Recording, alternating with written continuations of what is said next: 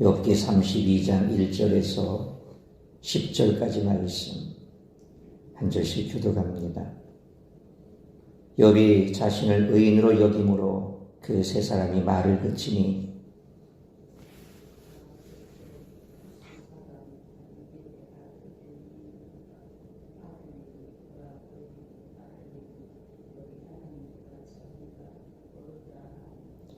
또 세 친구에게 화를 내면 그들이 능히 대답하지 못하면서도 욥을 정죄함이라.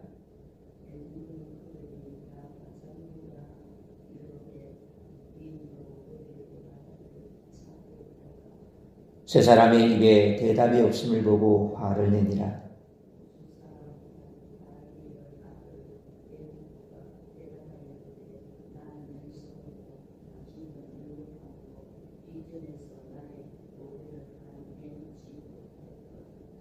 내가 말하기를 나이가 많은 자가 말할 것이요 연륜이 많은 자가 지혜를 가르칠 것이라 하였노라.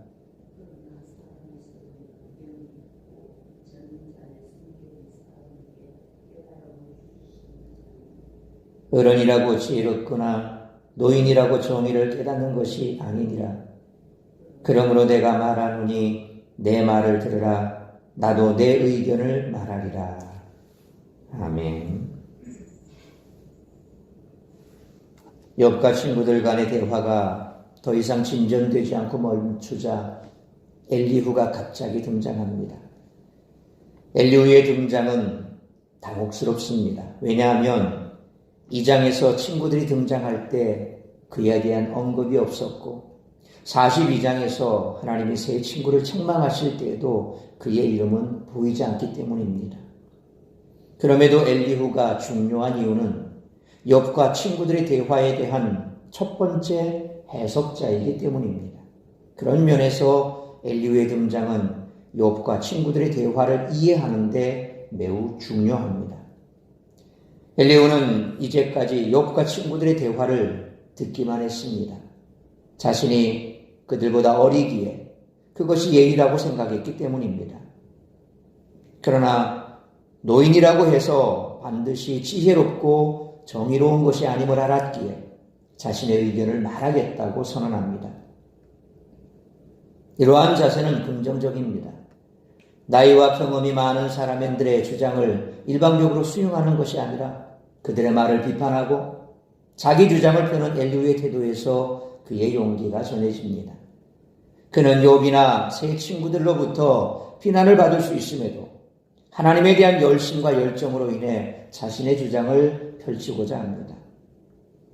엘리후의 발언을 통해 전달되는 메시지는 나이가 많다고 저절로 지혜로워지는 것이 아니라는 사실입니다. 연륜에서 나오는 지혜는 무시할 수 없습니다. 그러나 나이와 경험이 많다고 반드시 다른 이들보다 더 지혜롭고 명철하다고는 말할 수 없습니다. 연륜이나 지위가 아니라 그 사람이 주장하는 내용이 더 중요합니다. 엘리후는 지혜가 하나님으로부터 온다고 고백합니다. 사람의 지혜는 그 사람 안에 있는 영과 하나님의 숨결을 통해 주어집니다. 그러기에 엘리후는 자신이 가장 어리지만 결코 욥이나 친구들보다 덜 지혜롭다고 생각하지 않습니다. 그는 욥과 친구들의 대화를 들으면서 그들이 자신보다 결코 지혜롭지 않음을 확신했습니다. 이제 더 이상 침묵하지 않고 자신의 의견을 말하겠노라 선언하면서 오늘 본문의 말씀을 맺고 있습니다. 이처럼 욥과 친구들의 대화가 중단되자 엘리후라는 인물이 등장하지요. 앞서 말씀드린 것처럼 그는 욥의 친구로 소개된 적도 없습니다. 이제까지 어떤 흔적도 없었는데 갑자기 등장한 것입니다. 엘리후는 마치 중재자처럼 등장해 욥과 친구들의 대화를 정리하려고 시도하는 것을 볼 수 있습니다. 따라서 이와 같은 오늘 본문의 말씀을 통해 우리들이 깨달아야 할 것은 첫째로 1절 5절 말씀처럼 나이가 지혜를 보장하지 않음을 알아야 한다는 것입니다. 1절 말씀처럼 욥은 세 친구 앞에서 자신의 의로움을 주장했습니다. 친구들은 지금까지 욥을 정죄했지만 그가 인정할 만한 어떤 증거도 제시하지 못했기에 더 이상 욥을 정죄할 수 없었습니다. 결국 욥과 세 친구의 대화는 끝이 납니다. 그러자 엘리후라는 인물이 등장합니다. 그가 욥과 어떤 관계가 있는지는 성경에 명시되지 않았습니다. 분명한 것은 그가 지금까지 욥과 친구들의 대화를 듣고 있었다는 사실입니다. 줄곧 대화 내용을 듣고 있었던 그는 욥은 물론이고 친구들을 향해서도 잘못을 지적하며 화를 냈습니다. 그는 2절 말씀처럼 욥에게 자신의 의로움을 내세우면서 하나님보다 자신이 더 의롭다고 주장하는 것을 잘못이라고 지적합니다.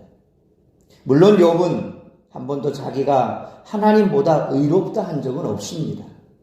3절 말씀처럼 엘리후는 욥의 친구들에게는 욥의 죄에 대해 어떤 답변도 하지 못하면서 욥을 정죄하기만 한 잘못을 지적합니다. 4절 5절 말씀처럼 욥과 친구들보다 어려서 이제까지 그들의 대화에 끼어들지 않았는데 그들의 대화가 어떤 결론도 내리지 못한 채 끝나버리자 그들에 대한 자신의 생각을 단호하게 말하는 것입니다. 사람들은 각자 자신만의 의로움을 가지고 있습니다. 하나님의 말씀은 분명히 하나지만 그것을 받아들이고 적용하는 사람들은 저마다 자신의 의로움을 만들어냅니다. 그리고 각자의 의로움에 의지해 다른 사람에게 화를 내는 것을 당연하게 여기기도 합니다. 그래서 엘리후는 욥에게도 세 친구에게도 화를 내고 있습니다. 왜냐하면 자신이 그들보다 옳다고 생각하기 때문입니다. 그러므로 엘리후의 이와 같은 태도에 대해서는 논외로 하고 나이가 들수록 듣고 배려하는 겸손한 자세를 가지고 하나님의 말씀에 더욱 귀를 기울이되 각자의 의로움에 의지해 다른 사람에게 화를 내거나 정죄할 것이 아니라 온전히 성령이 주시는 지혜로 생각하고 말하고 행동할 수 있는 우리 모두가 될 수 있기를 축원합니다. 두 번째로 6절로 10절 말씀처럼 참 지혜는 하나님으로부터 온다는 것을 잊지 말아야 합니다. 엘리후는 6절 말씀처럼 자신이 욥과 친구들보다 나이가 적어 지금까지 침묵하고 있었다라고 말합니다. 이는 나이가 많고 연륜이 많은 자가 지혜로울 것이라는 일반적인 생각 때문이었습니다.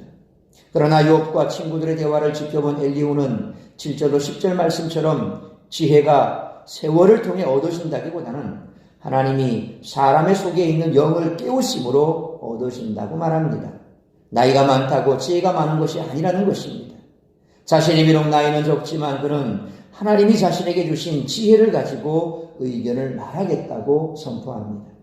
자신이 이처럼 엘리후는 자신보다 나이가 많은 욥과 친구들이 자기보다 지혜롭지 못하다는 결론을 내린 것입니다. 그러면서 자신이 하나님으로부터 얻은 깨달음을 말하겠다고 나섭니다.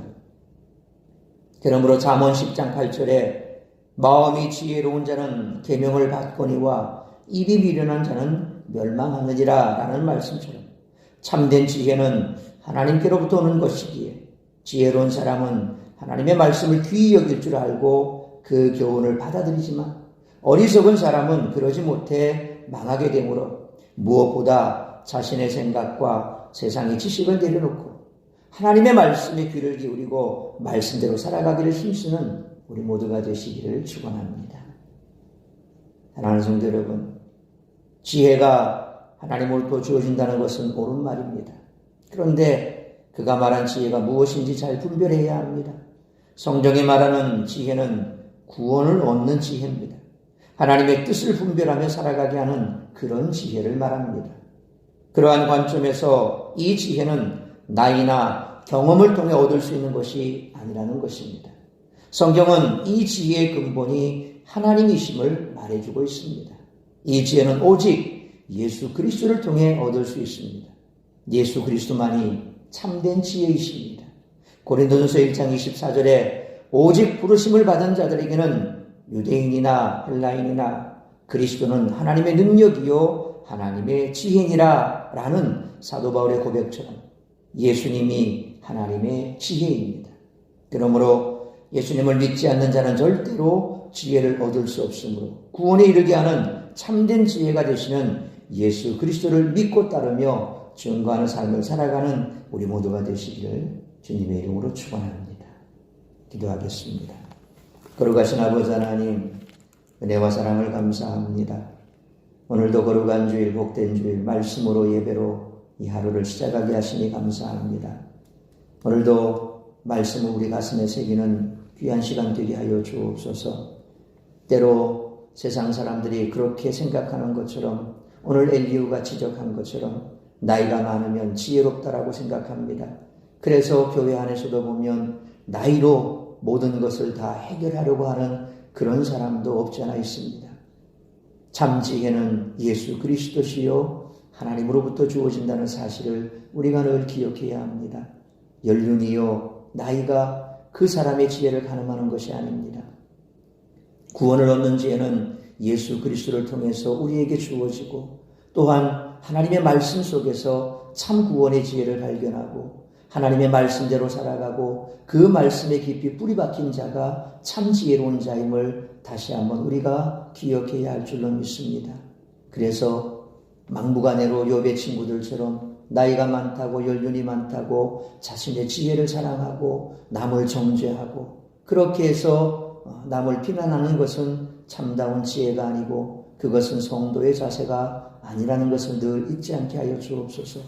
나이가 차고 지혜가 있고 연륜이 있다면 더욱더 겸손해야 할 것입니다.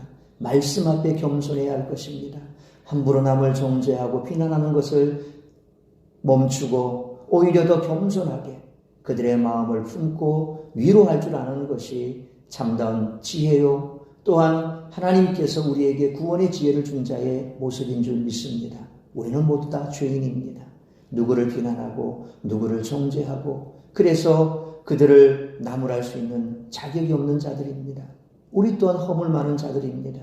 그러므로 우리가 그저 사람들 눈에는 보이지 않으나 그래서 허물이 없는 듯하나 욥의 친구들처럼 욥을 정죄한 그들이 오히려 더 죄가 더 많은 줄 우리가 알 수 없기에, 그래서 우리는 하나님의 말씀 앞에 늘 우리 자신을 비추어 보고 우리가 누구를 비난하고 누구를 정죄할 만큼 우리 또한 그렇게 깨끗하지 못한 자임을 늘 알고 겸손할 수 있기를 원합니다. 말씀 앞에 겸손한 자, 하나님 앞에 겸손한 자, 그런 자들이 사람 앞에서도 나이와 연륜과 지혜를 자랑하는 것이 아니라 더욱더 자신의 부족함을 겸손하게 낮추는 자인 줄 믿습니다.